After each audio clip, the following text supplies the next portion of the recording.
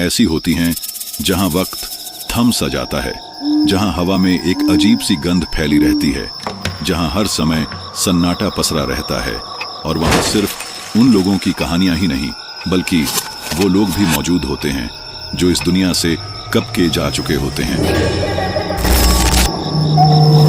ये कहानी है उन 3 दोस्तों की और हॉस्टल के एक फ्लोर की जहां जाने वाला हर इंसान कभी भी पहले जैसा वापस लौटकर नहीं आता। मुंबई के एक जाने माने कॉलेज के हॉस्टल के तीसरे फ्लोर पर एक कमरे में 3 दोस्त रहते थे, दिशांत, प्रवीण और अर्पण। एग्जाम्स खत्म हुए तो उन्होंने सोचा कि घर जाने से पहले कुछ इंटरेस्टिंग करते हैं। दिशांत हॉरर मूवीज का दीवाना था। अर्पण बचपन में पैरानॉर्मल एक्सपीरियंसेस की वजह से भटकती आत्माओं और भूत प्रेतों में विश्वास करता था। लेकिन प्रवीण हंसते हुए कहता, मैं ये सब नहीं मानता, ऐसा कुछ भी नहीं होता। उसी रात 12 बजे रूम की सारी लाइट्स ऑफ कर तीनों एक घेरे में बैठ अपने अपने एक्सपीरियंस के आधार पर हॉरर स्टोरीज सुनाने लगते हैं। तभी प्रवीण बोला, भाई ये सब अफवाह है और बकवास भी, ऐसा कुछ भी नहीं होता। मैं इन सब चीजों पर बिल्कुल भी विश्वास नहीं करता और ना ही भविष्य में कभी करूंगा। तभी दिशांत ने कहा, तुम्हें पता है इस हॉस्टल के 7वें फ्लोर का कॉर्नर वाला रूम नंबर 703 सालों से क्यों बंद पड़ा है? क्योंकि उस कमरे में एक लड़के ने कर लिया था और उसके बाद जो भी उस फ्लोर पर रुका या तो बीमार पड़ गया या वहां से भाग गया।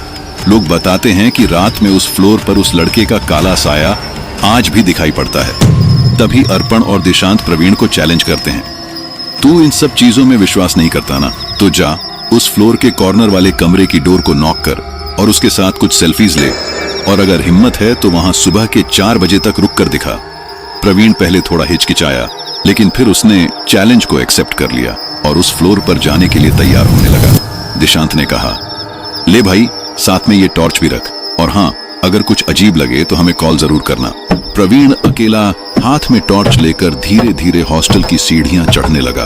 5वीं मंजिल तक उसे कुछ आवाजें तो आईं, लेकिन 6ठी मंजिल पर पहुंचते ही एकदम से सन्नाटा छा गया और 7वें फ्लोर पर पहुंचते ही सिर्फ प्रवीण के कदमों की आवाज ही गूंज रही थी और उस फ्लोर पर टॉर्च की रोशनी ही प्रवीण का सहारा थी। वो कॉर्नर के रूम की तरफ बढ़ ही रहा था कि तभी अचानक किसी ने उसके कंधे पर हाथ रखा और बोला, प्रवीण देखो मैं आ गया। प्रवीण ने पलटकर उसकी तरफ देखा तो वो सन्न रह गया। वो कोई और नहीं बल्कि दिशांत था। तभी दिशांत हंसते हुए बोला, मैंने सोचा तुझे अकेले डर लगेगा, इसीलिए मैं भी तेरे पीछे पीछे चला आया। फिर दोनों साथ में रूम नंबर 703 की तरफ बढ़ने लगते हैं और रूम के पास पहुंचकर वो इधर उधर देखने लगते हैं। तभी प्रवीण को पास में ही पड़ी एक टूटी कुर्सी दिखाई पड़ती है तो वो उसे जल्दी से खींचकर दरवाजे के सामने रख देता है।